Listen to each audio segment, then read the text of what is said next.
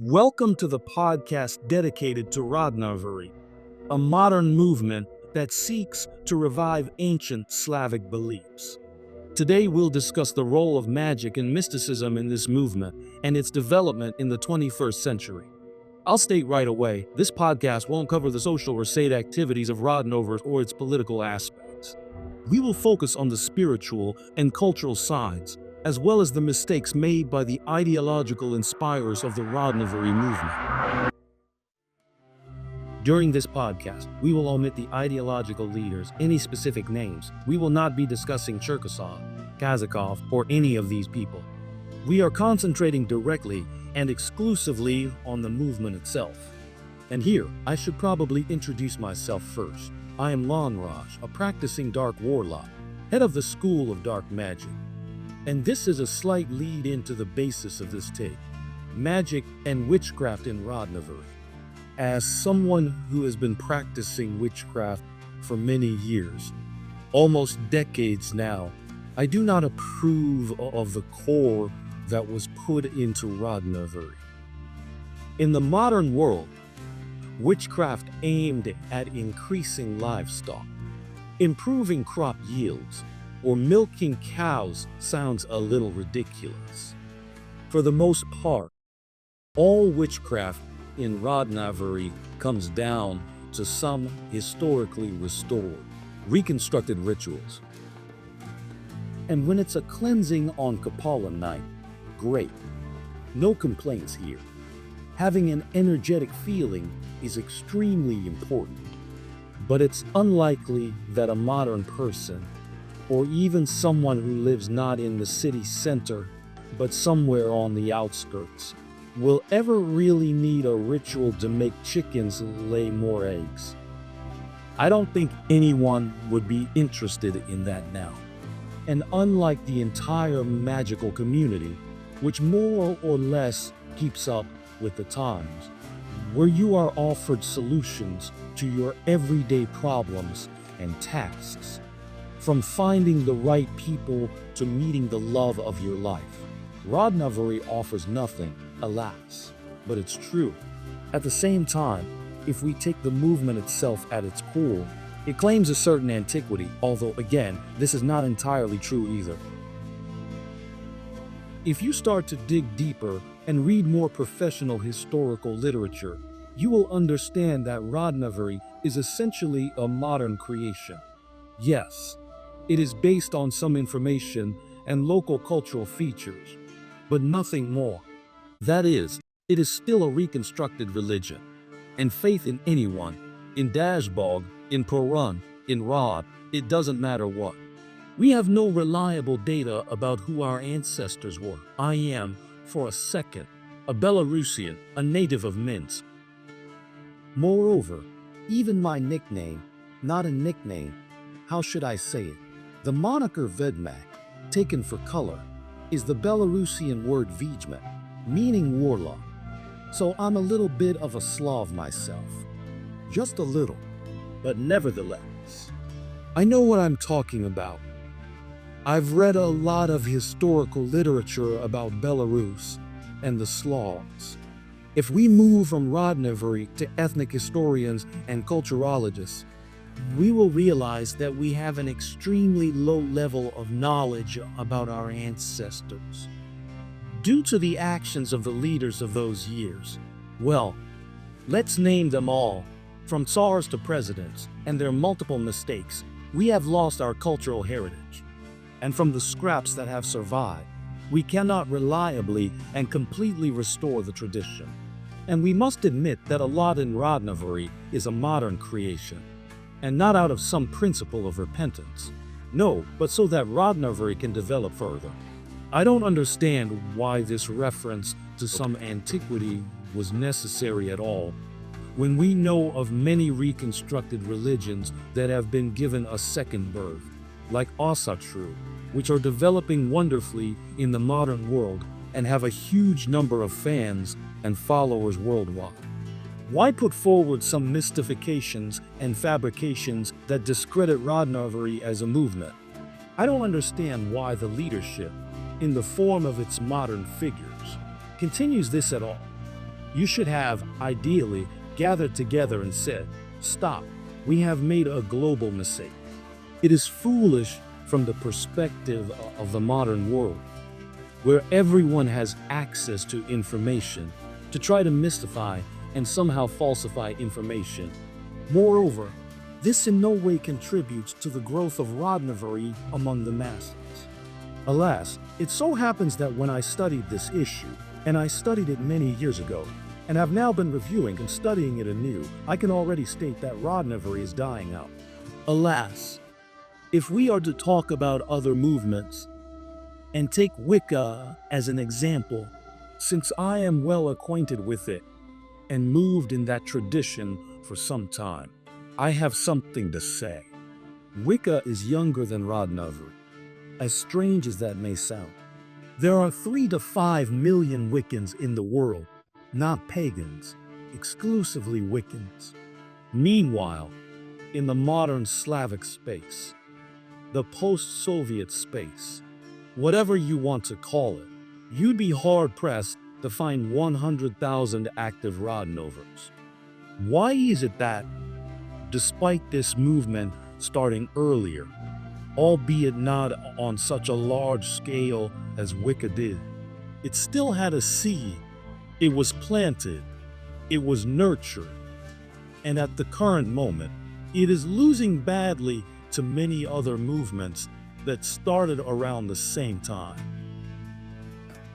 The fundamental mistake is that Rodnoverie claims a certain racial exclusivity.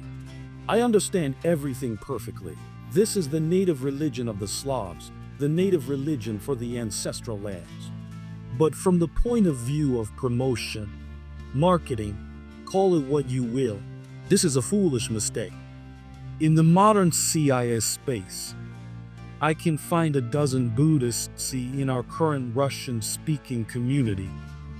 I could probably even find hundreds if I tried. It's unlikely that if I go to the USA, I'll find even 100 Rodnovers. Unlikely. I probably couldn't even find 10, even if I tried hard. The name was a mistake from the start. It could have been anything, taken any form, but it became a form of exclusivity based on some characteristic, which is disgusting from a development and growth perspective. Why this was done is incomprehensible. I know many representatives of different ethnic groups who practice voodoo, who practice runes, who practice any other movements. But you have limited yourselves from potential brothers and sisters from all over the world. As a result, we see an extremely bleak picture. About 15 years ago, when I used to go to the Solnechny crowd, Sun Circle, which was a celebration in Belarus, I saw a huge number of young people. Whereas from what I see now, it's mainly, firstly, people well over 30 to 35 years old, no young people, unless it's some kind of festival where they just come to watch. The movement is dying, and it's dying because of this basic mistake of some kind of exclusivity, of elitism. And this is wrong. It needs to be changed. Nevertheless, Rodnoverie is extremely original, it's interesting, and it has great potential for growth and development. Why can't we take the experience of most other religions and movements that have developed, like Wicca, Asatru, Buddhism, right off the bat? There are millions of options. Offer people solutions to their problems. Offer people an alternative to running around a pole in a field just to get more milk from a cow. Offer solutions to the modern demands of young people, and the movement will grow. Few people in the modern world are interested in an ancestral nest somewhere deep in the forest with cows. It's incredibly interesting from the point of view of cultural heritage, but not from the point of view of the modern world. You need to understand that in the modern world, you have to follow certain tendencies, follow certain trends, and go beyond the usual models. And what worked somehow, for better or worse, in the 90s does not work in the modern world. Going to a festival, I repeat, is one thing. No one wants to live this way. No one wants to move to the depths of Siberia, depriving themselves of all the benefits of the modern world, the internet, a convenience store nearby, a coffee shop, for the sake of some fictitious values that are not even historically supported. And this is probably the key mistake of all current and even former leaders, and even the founders. When we talk about Rodnoverie, we already imply that it is an exclusive religion, that, in general, nationalism and love for the motherland should not border on Nazism. I am sure that it makes no difference who will pray to Rod, Dashba, Harun, Velas. Whether it's a native Slav or someone with a slightly different skin color and slightly different origin. Moreover, I am sure that if you gathered almost all the ideological leaders and made them take an ethnicity test, a blood test, they would be very surprised by their origins and what bloodlines have mixed with theirs. We have all long since ceased to be ancestrally pure anything. All ethnic groups are mixed. All blood has long been mixed. Nationality, as such, has long been unattached to blood. In the 21st century, we happily eat pizza and sushi, use Japanese televisions, and drive German cars. And this does not hinder, but helps development. This is what Rodnoverie should be moving towards. A rethinking is necessary, a rethinking of the name, a rethinking of the path it should follow. Otherwise, we will continue to see this movement fade away. And it is fading away. Be that as it may, I've scoured the entire internet for groups, for any specifically themed, long-term gatherings. There are none. There are a couple of groups on VKontakte where we see a permanent 15 likes on posts. 10 people who for years plan to go somewhere to build some kind of pagan temple, and nothing ever comes of it. One works, another has a family. In short, the movement is dying, no matter how they try to show us a different picture. The Rodnoverie movement is extremely limited, and it is limited by the Rodnovers themselves. Alas, start accepting other people, start campaigning, writing books in foreign languages. Get rid of decentralization. It is very important for the movement to become monolithic, so that its participants stop, pardon my French, constantly fighting among themselves. Which happens all the time if you look. They can't agree on the right way to walk around a pole, and it looks funny from the outside. Don't do that. You need to establish some kind of contact and build a hierarchy. It doesn't matter who's at the top. For the movement, it has no meaning. It only matters to the people, to you.